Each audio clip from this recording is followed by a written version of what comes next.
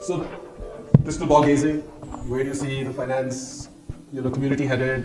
Why are we getting freaked out with AI now? And your thoughts on that? So my personal view is the impact of AI will be profound in a decade. On the finance community. Yeah, on the finance community and in life in general. I think there are two things because of that, which I see as a trend.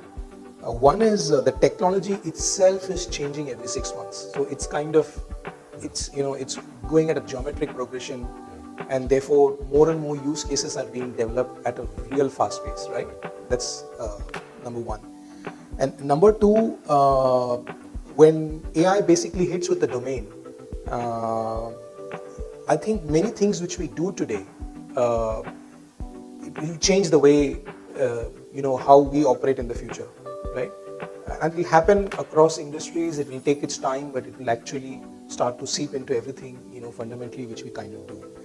I think the takeaway from a finance community standpoint is really one or two. One is, I kind of go back to this, the thing which we have been speaking about is, you should start with the business.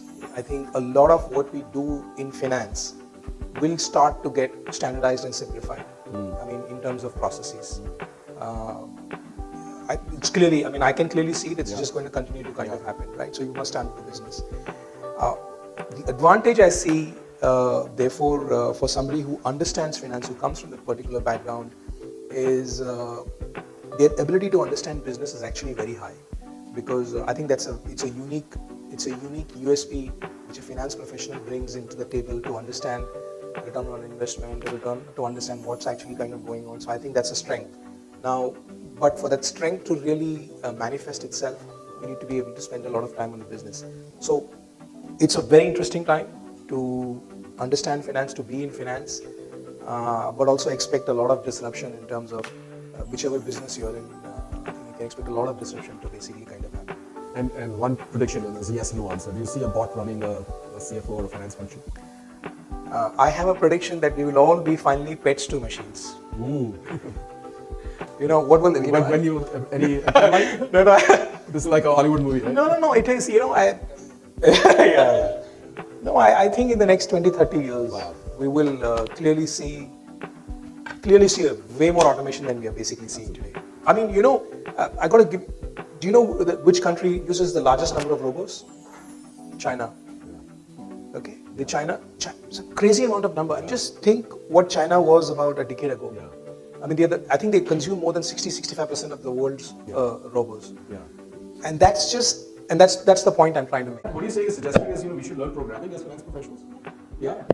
Absolutely. And with ChatGPT, I think some of these are getting solved, but it is absolutely important. When I was at Myntra, except the core controllership team, which had, of course, they were qualified chartered accountants, etc. On the business finance side, there were actually no CAs. Actually, they were from engineering background, because, a role of business finance in our e-commerce company was all around analytics and data, and there were no data at that scale which could fit in Excel, right? So you had to actually run queries and codes to even, derive. And I remember during my Wipro days, everything was on Excel, and there were people who were good in Excel who could make pivot tables, right?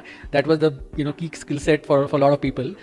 To Raghav's point, even if you don't look at that future, I don't see a role for data aggregation by, it's about what insight you can make from there is the real skill, right? I mean, somebody can query the data and pull it out, but how can you actually ask the right question, ask the right query?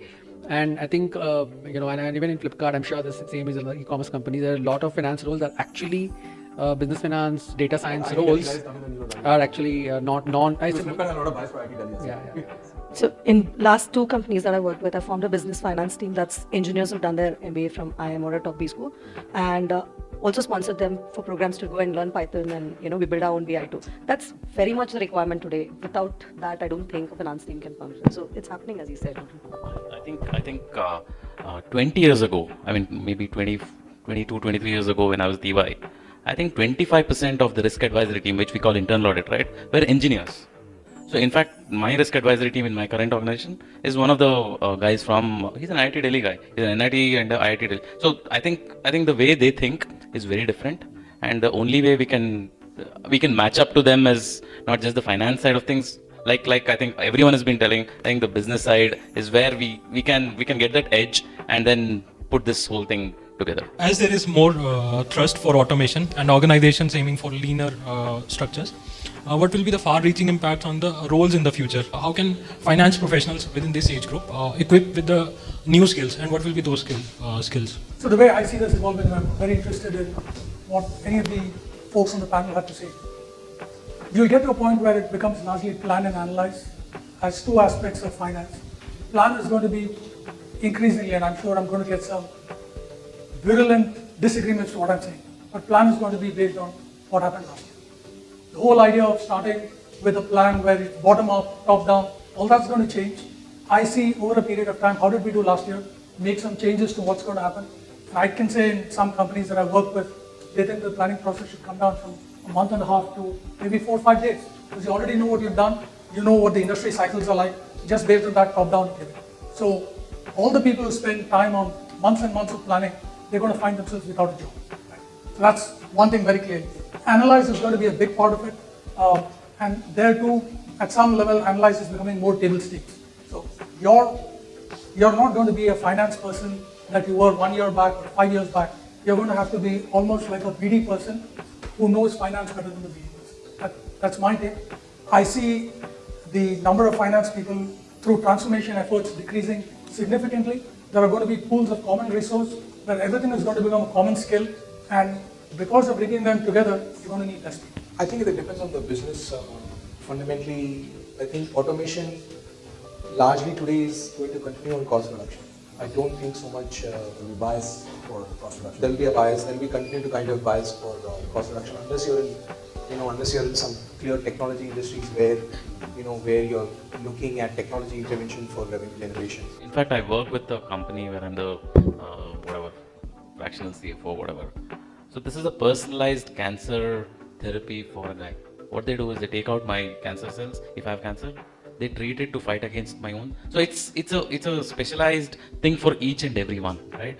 So it is getting there. I think tomorrow we'll hear about what kind of news I want to read in a newspaper, kind of a thing, right? It's going to come. So I think as finance guys also, probably it makes sense to figure out where you want to go, where do you want to focus, and how do you want to consume things.